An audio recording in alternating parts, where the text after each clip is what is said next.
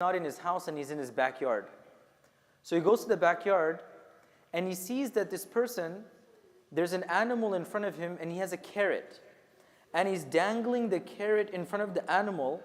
As the animal is coming, he quickly puts the animal inside of the cage and takes the carrot, puts it in his pocket, and he leaves. The scholar of hadith, instead of going to that other scholar, he just walks away and he leaves. So the student who was there, he said, we traveled so far. When we finally come here, you're supposed to take hadith from him. Why are you turning around and leaving?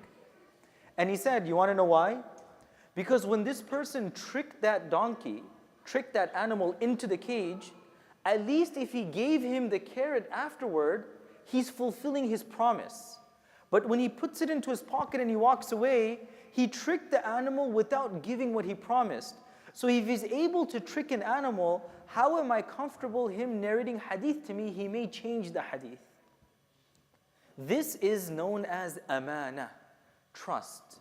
Trust when somebody is watching me, and trust when somebody isn't watching me. Allah subhanahu wa ta'ala throughout the Quran, when He describes the believers, He says, وَالَّذِينَ هُمْ لِأَمَانَاتِهِمْ وَعَهْدِهِمْ رَاعُونَ. And next to this verse is, وَالَّذِينَ هُمْ لِفُرُوجِهِمْ حَافِظُونَ. I want you to think about this for a moment. In this verse, Allah is saying, as a Muslim, I have to be conscious about my private area. I'm not allowed to be, engage in illegitimate, illicit relationships. That's so important in Islam.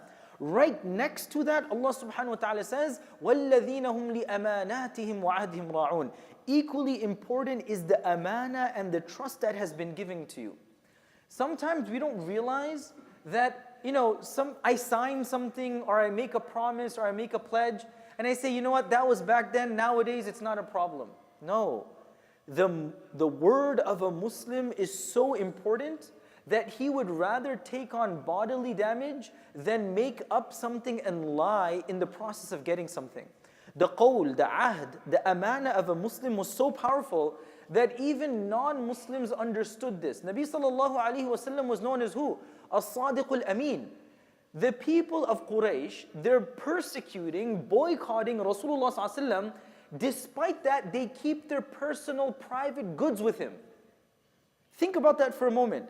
They are persecuting Rasulullah sallallahu alayhi wa sallam on the one side, and on the other side, they're going to him and say, hey, can you hold on to my jewelry? They still trust him so much because his sidq, his amana is something that he would never give up.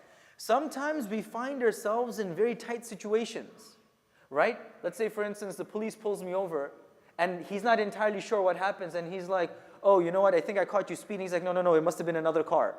It wasn't me, it was this. And I'm thinking about excuses, how I can take my way out. Yes, mashallah. And the police is like, are you sure? And he's like, yeah, and he walks away. Next thing you know, I'm fine, but on the day of judgment, that's going to be brought back. That just so you can get out of a difficult situation, you made up a lie. And oftentimes, when we are tested about our amana, nobody else is watching. This ahd that I made to Allah subhanahu wa ta'ala, when I say, Ya Allah, I believe in you whether people are watching me or nobody is watching me. وَالَّذِينَ هُمْ لِأَمَانَاتِهِمْ وَعَهْدِهِمْ رَاعُونَ. Nabi sallallahu alayhi wa sallam says, لَا إِيمَانَ لِمَنْ لَا أَمَانَةَ لَهُ. There is no iman when the person, his word is empty. Nowadays, if anybody gives you their word, you're always thinking like, yeah, this person, he's going to twist the truth, he's going to say this, he's going to go around and backstab me. As a Muslim, the one thing, come anything, whether it's a rainy day or a sunny day, my words hold so much weight that even if I'm at a loss, I will do this. I'm going to end with one story. A person comes to the son of Ali radiallahu anhu, Al-Hasan ibn Ali. He is the judge in Kufa. And a Muslim person had an altercation. He had a dispute with a Jewish person. So the Muslim person says, you know what, let's go to the judge. We have to go to the judge and the judge will sort out our matter.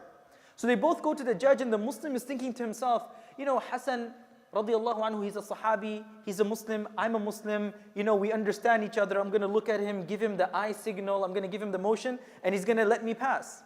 They both present their cases. When the time comes to issue a verdict, Al-Hasan says, this non-Muslim is right, you Muslim, you're wrong. You should have never taken his right. The Muslim was taken aback. He said, you're a Sahabi, you're a Muslim, I'm a Muslim. Why are you ruling against me? And he says, me sitting over here is an amana from Allah subhanahu wa ta'ala. I have no right, even though you're a Muslim, in this matter you're wrong. Yes, you're my brother.